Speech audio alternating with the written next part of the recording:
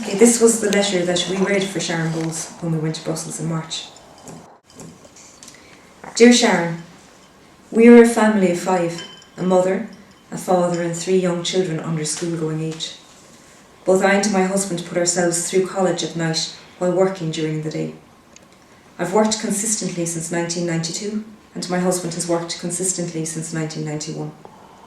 My husband was self-employed up until 2009.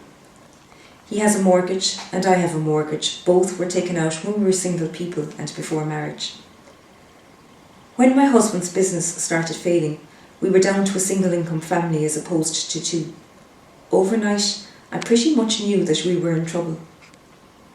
In 2009, when I knew that we were going to be in trouble, I phoned my mortgage provider and asked if they could look at my file. Literally, look at my file on an individual basis and my history with them. They point blank told me no. I told them we would be in trouble soon if they didn't. They still refused and said it was not their policy to look at files on an individual basis. Things started slowly initially, but gradually the spiralling just got out of control.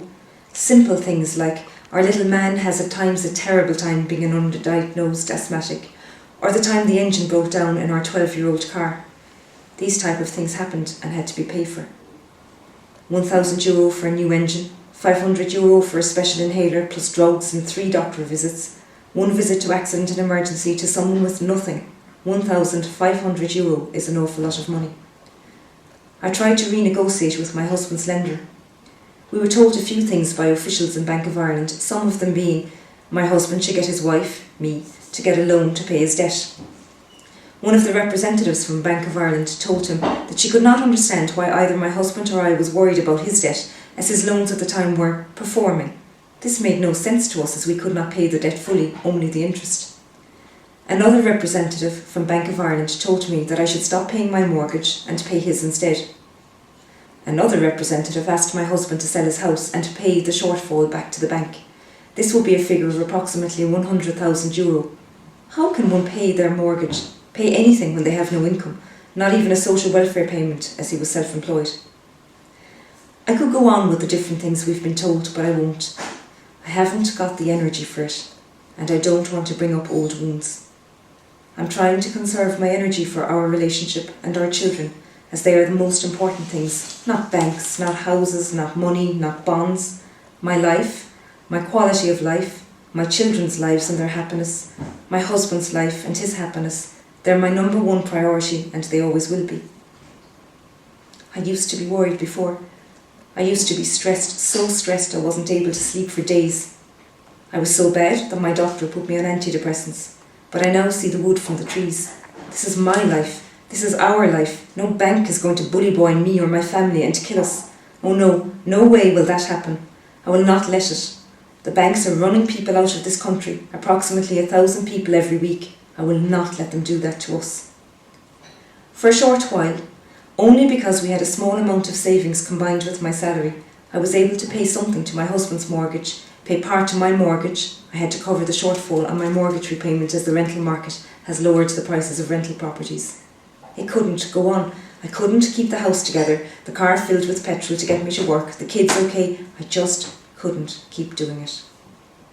Gradually, my own mortgage fell into arrears. I can't sell it. The bank won't accept the offers I've got, and even if I did sell it, there would be another shortfall on this mortgage of approximately €180,000. For our health, we're at the stage where we actually want the banks to take it all. Just take it all. We're talking about negative equity debt of €280,000 between the 2 of us. I'm on social welfare. How on earth can I pay this back? I was hoping that the new insolvency bill might help us. In short, it doesn't. Not 1 iota. In effect, I've given up. Now, today, I find myself unemployed, the first time in my working life of 20 years. I'm an unproductive member of society, and I don't want to be living a life like this. When one applies for a mortgage, one completes a statement of income and expenditure. I did this based upon my lifestyle at the time, as did my husband. Not ever, ever, ever could we possibly have included a loan of €64 billion into that equation. Ireland's bank bailout bill, or water charges, or property charges, or children's allowance reductions, or increased VAT, or increased car taxes, or increased cost of living, or other tax increases or wage reductions. It just wasn't possible to include those 10 years ago. It's very easy, nearly too easy, to forget that there are people involved here, people's lives, their children's lives. It's very easy to forget all that with the hard and cold business of bonds and of money and of figures. But this is our reality. This is our life. Thank you for taking the time to read our story. Kind regards, the Byrne family.